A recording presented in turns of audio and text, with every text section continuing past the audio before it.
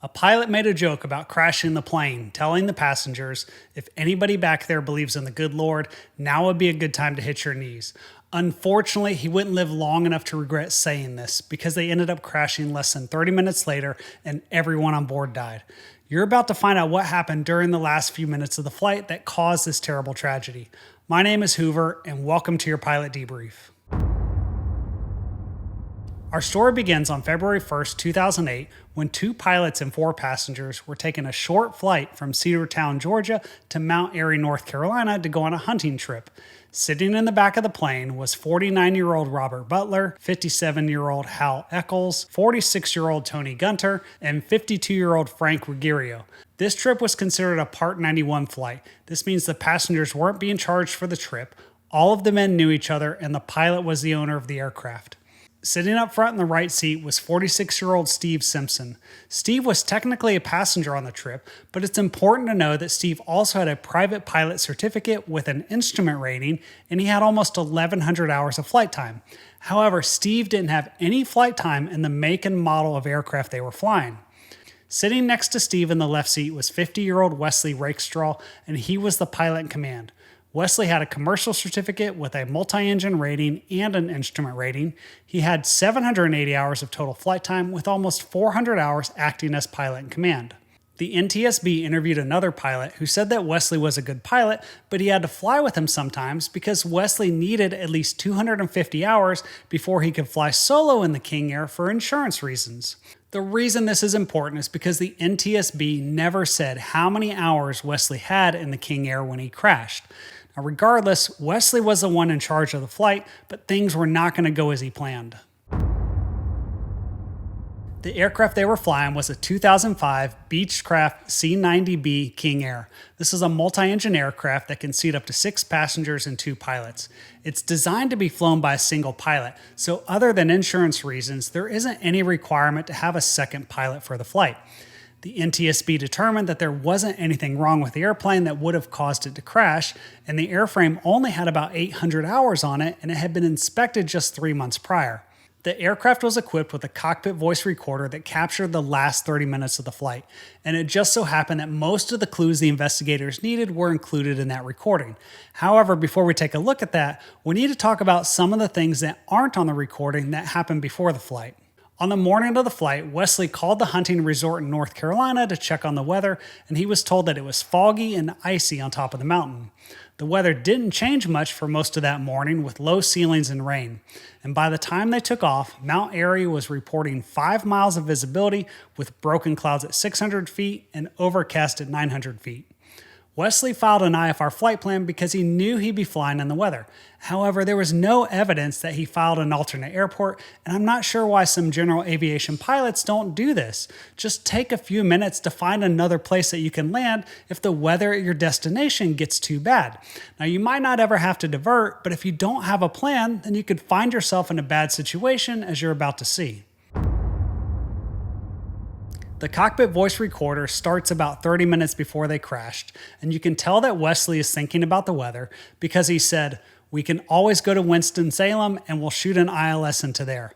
But surprisingly, then he asked Steve, "Do you remember how to shoot an ILS in this thing?" And you can tell that Steve isn't very confident based on his answer of, "I think I could." Now, I've talked about ILSs before on other videos on this channel, but basically it's a precision approach that will guide the aircraft down to the runway. Mount Airy doesn't have an ILS approach, but Winston-Salem does, and I guess that's where Wesley is planning to divert if he can't land in Mount Airy because of the weather. However, it's pretty concerning to me that Wesley doesn't seem to know how to fly an ILS, and he really shouldn't have to rely on Steve to help him land, especially when Steve doesn't have any experience in the aircraft that he's flying. As Wesley began his initial descent from their cruise altitude, he started talking a little bit more about the weather, but then he got on the PA to talk to the passengers and he started singing a song about going down for the last time. Moments later, Wesley told the passengers, "If anybody back there believes in the good Lord, I believe now would be a good time to hit your knees." And I think these are words that he would probably regret if he were still alive to talk about it today. And in my opinion, I don't think it's ever acceptable to joke with your passengers about crashing the plane. It's not professional, and even if you're trying to be funny, it just sets the wrong tone for the flight. A few minutes later, Wesley tuned the radio to get the latest weather in Mount Airy. Although the observation didn't say that there was any fog, anytime the temperature and the dew point are within a few degrees of each other, there's always a chance for fog, and it turns out this is going to be a factor in the crash. As they continued the descent, I want to point out that they started to pick up some icing on the windshield, but as soon as they turned on the windshield heat, it starts melting off.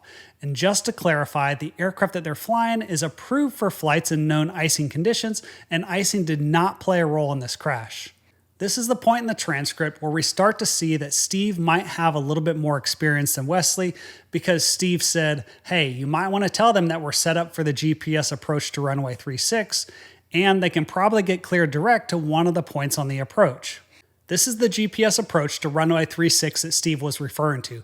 We're going to take a closer look at that in just a minute, but first, we know that the controller cleared them down to 6,000 feet and directed Duxu, which you can see on the approach plate right here. Unfortunately, Wesley's starting to fall behind the aircraft because he told Steve to make sure everything was set up and read the approach to him. And the truth is, Wesley should have already done this himself, and that's because this is a single pilot aircraft and he's the pilot in command, so he should have done this when they were in level flight up at cruising altitude, and he also should have done an approach briefing, he should have talked about the weather and any other contingencies.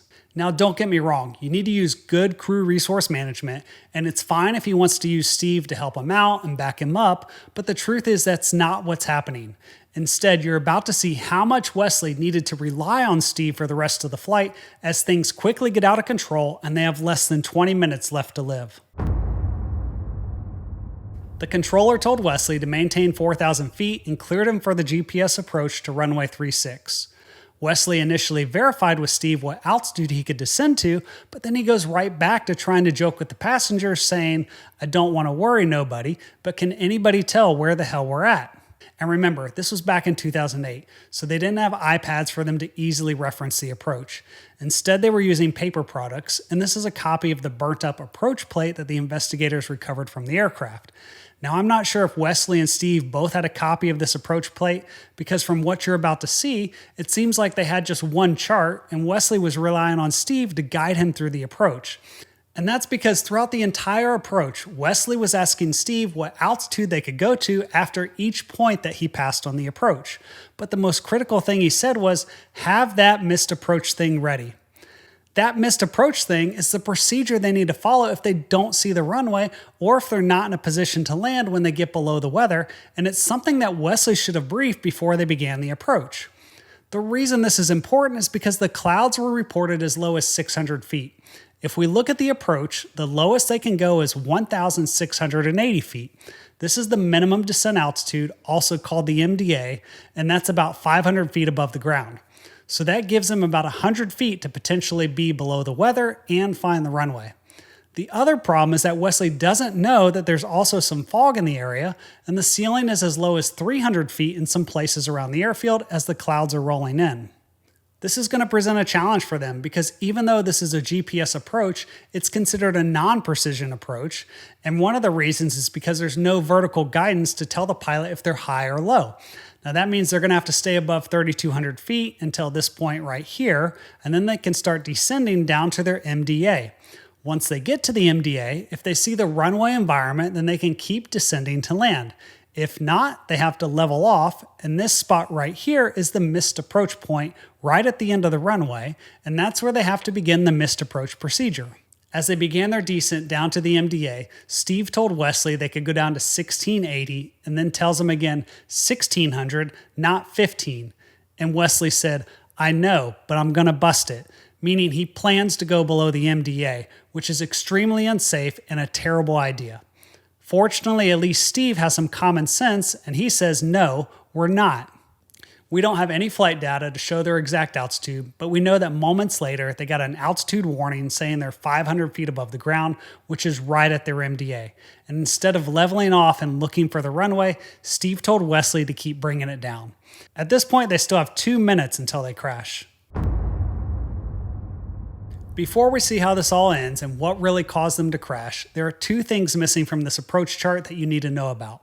Because this is a non-precision approach, the first thing missing is there's nothing telling Wesley how fast he needs to descend to get down to the minimum descent altitude. The second thing that's missing is the visual descent point known as the VDP. The VDP is the distance from the runway where you can begin a normal descent from the MDA to land. Wesley and Steve both had instrument ratings, so they should both know about this, and the easy way for them to calculate the VDP is to take their height above touchdown and divide that by 300. That's a little over 1.5, so that means Wesley needs to be down at the MDA about 1.5 miles from the end of the runway. If they take too long to get down to their MDA, then they're going to be closer to the runway. And the further they go past the VDP, then the steeper their dive angle is going to need to be to land. Unfortunately, this is a huge problem for Wesley and Steve. They didn't descend fast enough to get down to the MDA prior to the VDP. Instead, they didn't get down to the MDA until they were almost right over the runway, just like it's depicted on the chart. But wait until you see what they did next. At this point, they're 500 feet above the ground and they're about to fly over the runway, and Wesley realizes they're way too high. However, instead of immediately executing the missed approach, remember that missed approach thing that they didn't brief, Wesley says, we're going to have to circle. And then he says, we can't land. And then they get a sink rate warning because they're losing altitude too fast. This whole time they're still descending and they're losing airspeed, and my guess is that's because neither of them are paying attention to the airspeed or their altitude because they're so focused on looking outside and trying to figure out what to do. They got as low as 1,400 feet, which is about 200 feet above the ground, and witnesses saw the aircraft fly down the runway offset to the side. For a brief moment, it seems like everything is going to work out because Wesley actually said, I've got to climb to 4,000 and try that again. But for some reason, he then defers to Steve, saying, unless you want to circle. I don't know how safe this is, Steve, what I'm doing. Exactly, it's not safe. They need to execute the missed approach procedure. And Steve initially agreed that what they're doing isn't safe, but then Steve started talking about circling to land at 1,700 feet, but stay at 1,800, which is probably back up in the clouds. Wesley can no longer see the airport, so he's asking if Steve can see it. And I think Wesley gets confused because Steve tells him twice that he needs to circle back around and go missed. There's a big difference between circling to land, which they shouldn't be doing, and flying the missed approach procedure. According to the chart, the missed approach instructions are to execute a climbing left-hand turn to 4,000 feet and proceed direct to EDLIF. Sadly, that's not what they did, and now they only have about a minute left to live. The hardest part about flying a missed approach in the weather is that it can be extremely disorienting because you have no visual reference to the horizon. The aircraft is undergoing a rapid change in pitch and power as you're climbing away from the ground, and you're supposed to be reconfiguring the aircraft and turning all at the same time. Now you can tell from the voice recording that Wesley immediately gets spatially disoriented because he says he doesn't know which way he's going, where he's at, and he's asking Steve to help him level the aircraft. And as a side note, I found it interesting that the NTSB didn't talk about spatial disorientation at all in their final report. Now, Steve ends up confusing him even more because he told Wesley to turn back to a heading of 360, which is not the right direction to turn for the missed approach. And I think this explains why the aircraft basically made a left-hand 270-degree turn and crossed back over the runway. The stall warning horn goes off because Wesley raised the flaps earlier during the go-around, but he never increased the power, and they actually lost about 75 knots during the last 20 seconds of the flight. Steve eventually told him to give it some power, but by then it was too late and they stalled and crashed. The NTSB said the probable cause was Wesley's failure to maintain aircraft control in the weather. But I'd argue that he might not have ever been in that position if he had reviewed the approach and conducted a proper approach briefing. Instead, I think he panicked when he found himself not in a safe position to land, and he turned to Steve for all the answers, and he got himself spatially disoriented in the process, and this turned out to be a terrible tragedy that could have been easily avoided. And I hope you were able to learn something from this debrief, and if you did, then be sure to check out another one on the channel, and I'll see you next time.